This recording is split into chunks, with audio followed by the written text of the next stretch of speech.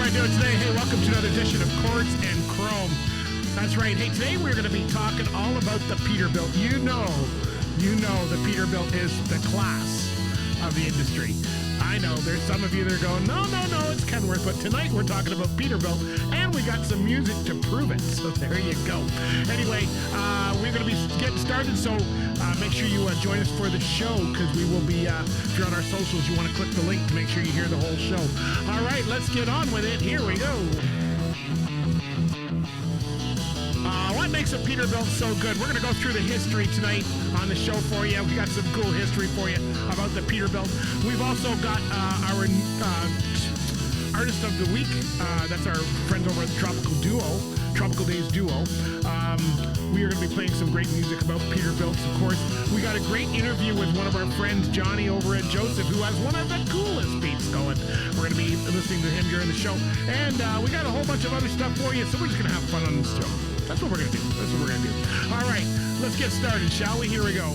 All right, we are going to start off with our preferred artist of the week. This is my friends, the Tropical Days Duo. These guys are awesome. Now, they're not actually into trucking. We don't play a lot of their trucking music here, but they are very instrumental on our Tropical Days show because all of their stuff. Now, they are personal friends of mine, Joey May, Dan Pierre. I've been following them since the 80s. That's right. That's how long it is. We had a running joke that when they made it big, I was going to drive the bus. Guess my aspirations weren't as high as them. Anyway, super talented musicians. Got up to that Juno award-winning level. Very, very good. And then they all decided to have families and stuff like that. So never went any farther. They put out this album probably, I'm going to say, I don't know when it was they put this out. They put out an album probably about 10 years ago, I guess. Maybe a little bit more. I did the artwork for the album.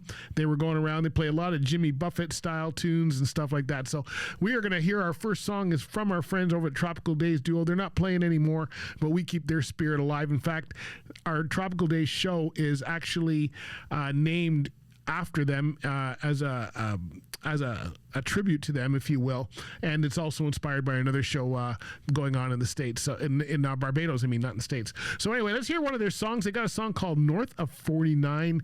This is a great song. Let's get started, because we are North of 49. Tropical Days Duo with North of 49. It's an interesting story. You can have arguments at the truck show as to which one you like better. Is it the Pete? Is it the Kenworth?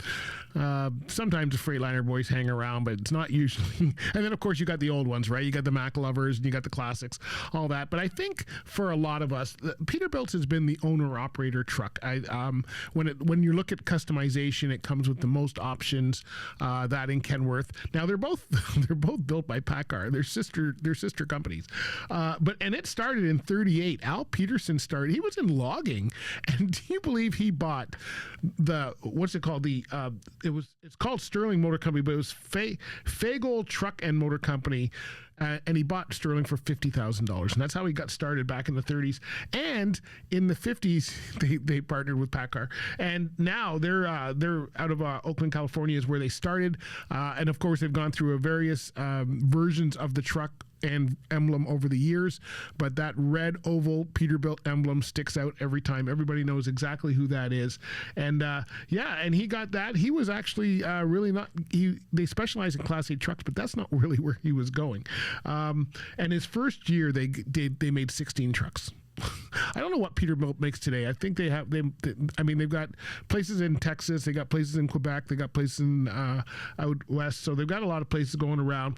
Of course, the cab over came out in the 40s. That was a big one. We lost one of those. And he died in 44, T.A. Peterman, and he died of cancer. But the brand still goes on. And you know what? We have our friend Crackerbox Jimmy, who is our preferred artist for the month. He just came on this month, and he actually wrote a song. He loves his 93 Pete so much that he actually wrote a song about it called a 3406 and a 12513. Here we go. Crackerbox Jimmy for you. I'm going to bring in Johnny, our friend who's got one of the coolest trucks going, the 777 Pete with Joseph. But right now, let's play some Road Hammers with Giver. People behind the wheel. All right, one of the coolest fleets going on right now that has a ton of Pete's in it. I don't know if they have anything else. No, they got some Kenworths, so they do have some other ones as well. But I see them all the time, and that's our friends over at Joseph. I recently caught up with a bunch of them up at the Clifford Truck Show, and Johnny was telling me he just redid his dash, and you know what? I'm going to let him tell you. He's one of the great drivers over at Joseph. He's got this 777 Pete all done up with gambling and all that kind of stuff. And I'm just going to play this for you. Here we go. All right, I'm here. How you doing, folks? Interview from afar. All right, I'm here with the famous John in the 777 Pete. Now, you just did some upgrades. Tell us, why did you do that? Because I thought your truck was done. Last time I was in it looked pretty good. Well, Jeff came to me and he said, there's not enough chrome on your dash? Actually, he didn't say anything to me. I took the truck home and I took it all apart and I took a picture of it all apart and I sent him a picture of the dash gutted, and it was 6 months old. Did he have a heart attack? I got a question mark back and I said, don't worry, it's going to be cool. And then I wrapped all the dash and added a whole bunch of chrome to it, and I sent him another picture. He said, okay. That's cool. So you didn't get fired for taking the dash apart on your own? No, didn't get fired. So they allow you to do that kind of stuff here, some of you, right? Yeah. With it has to be tasteful, right? You can't just do whatever you want to it and make it gaudy. So you do it and just send them the bill? I like Jeff. Most of it's out of your own pocket. Nobody drives this for me, but me. So, that's one of the benefits. Yes. Does your wife understand that, though? From somebody who used to do that, nobody understands a driver buying stuff out of his own pocket for a truck he doesn't own. That's a conversation that usually goes wrong many times. It did go wrong. It did go wrong. But she has to understand, I spend more time there than I do at home most of the time. Yeah. So, it's a lot for me. Yeah, and that's why I never, when I used to do that, I never actually went home, because all the stuff you do, you stay at the shop and put it on, so you don't go home for the weekend. Pisses them off even more. Yeah, no kidding, right? So you did the dash. What else did you do in there? Well, I had the tanks wrapped with Energizer batteries because I thought that the shape was right. And it's kind of like a spoof on electric trucks. Oh. So are they paying you for running around with their name there? No. Or you got to pay them? No. Okay, Energizer, you did not see that, in case you don't have the copyright to do that. Anyway, and so, okay, now, this is looking good. How old's this Pete? It's a 21. 21? Okay. Because I'm trying to remember the last time I was in it, racing down the track where I won't say. Where I missed the shift? Yeah, you said it. Okay, I wasn't going to say it. I stole it off the line. I'm not sure. I'm not sure, because I was in truck both times. I didn't miss the shift. I stalled it off the line, but I redeemed myself on the next lap. You did, and it was a cool truck to go down. So what are you hauling now? Where are you going? I'm just doing a lot of salt, actually, out of Mount Morris to it's too nice a truck. Ontario. I know where Wellsburg is. My brother lives out there. Say hi. Yeah, it's about a 950K a day. Wow. Yeah. Okay. About 12 hours. Well, it's a good ride for you. But aren't you worried about salt on the truck? No, it's in the dump box. It doesn't get on the truck at all. Do you have a matching trailer with this? Nope. I saw some pictures, and I was trying to think if I saw some. No, they gave my trailer away to somebody else. I've been using a smaller one, and it's not so pretty. Oh, well, take it home, take it apart, send Jeff a picture. Are you seeing how this goes? Yeah. And then you're going to get... I'm just waiting for him to buy me a new one. Oh, there you go. Okay, that'll work, too. Because I know Naz has a red one. I saw a picture with his red trailer. Yeah, we got a couple of red trailers. They look good on that truck. Absolutely. Yeah. So I think you need one with 777. Do you want me to send him the caricature I did of your truck and say, you know what, Jeff, do this one? Exactly. What I wanted to do is get a new trailer and get that mural put on the side of the trailer. Wouldn't that look cool? You let me know when it's about to happen. We'll make it work. You got the PDF, right? I got the PDF. Right. I got the PDF, and you just got to have the trailer. Right. Johnny, will we see you down the track soon?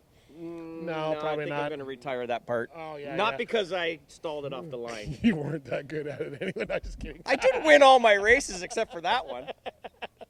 It was pretty cool. It was pretty cool, buddy. It's a pleasure. It's a pleasure knowing you all the time, for sure. Yeah. You should check out Matt McDougall's truck inside, because I did that one as well. Oh, is it? But yours is the theme of This is the casino. The casino theme, because Jeff Joseph's dad liked to go to the casino. That's how I got the 777 number. And with the full house on the hood, I just went with the casino theme, and that's where I got all the dice. All right, there you go. That's a fun one with Johnny for sure. When Peterbilt really took off because Ida Peterson, I'm having trouble with Peterson today. Ida Peterson actually didn't want to, she owned the land. So what happens, they sold the Peterbilt rights, but they did not sell the land that they owned the production facility on. So she did not want to, she wanted to turn it into a shopping center. She did not want to deal with trucks anymore. So the team at Peterbilt decided, you know what, we're not going to put money into that and remake a whole new place. We're just going to move it. So they moved out to California. That's the 60s, and that's when things really took off for the Peterbilts. They ended up in Newark, California. Now they're producing with Kenworth and all of that, and they produced 800 trucks that year. 800 trucks, redesigned, new interior, new exterior, and that's where things really took off for Peterbilt in the 60s. And it they changed the ownership status of Peterbilt, converting it to a wholly owned subsidiary, and that's what kicked things off. And you know what? If you're trucking in a Peterbilt, well, Peterbilt for two is the way you should do it. This goes out to all you team drivers.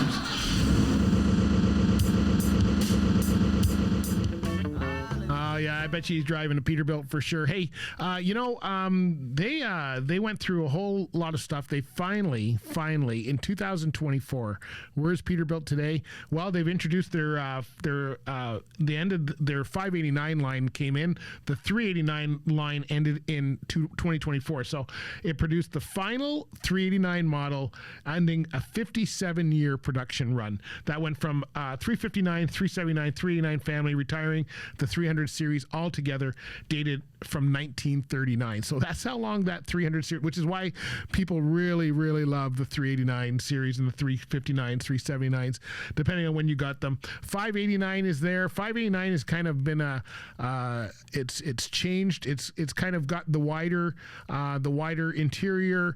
It's kind of gone the aerodynamic route while trying to keep a lot of the options that really set Peterbilt apart from a lot of other trucks. So we'll see where it goes in the future. I've been going to the shows, and I got to tell you, the 589s look pretty cool too. So very cool. But you don't just get into a Peterbilt. Very few people, I think Peterbilt that's why it's the standard that it is, because so many drivers work up to that. You don't usually start in a Peterbilt. You usually start in some kind of a Freightliner or International, and you got to work your way up. Joey Holiday wrote a song called "I Graduated to a Peterbilt." Like that's finally. I finally graduated to a Peterbilt. It took that long. I was a trucking musician, and you know how musicians have a favorite guitar manufacturer? Everybody's trying to get a Les Paul or whatever it is. Well, you know what? Mike said, what if Peterbilt made a guitar? Would it be as good as a Les Paul? Would it be called a Les Peterbilt? Who knows? Anyway, let's find out about the song, shall we? Here we go. Mike Sheffield and Peterbilt made a guitar. Of course, Tony Justice says, well, that's the song of my people. That's right, he's driving a Peterbilt. So are most of his friends. Okay, there's a couple KWs in there. There's a wish. Hope you enjoyed the show. If you're driving a Peterbilt, you're up there.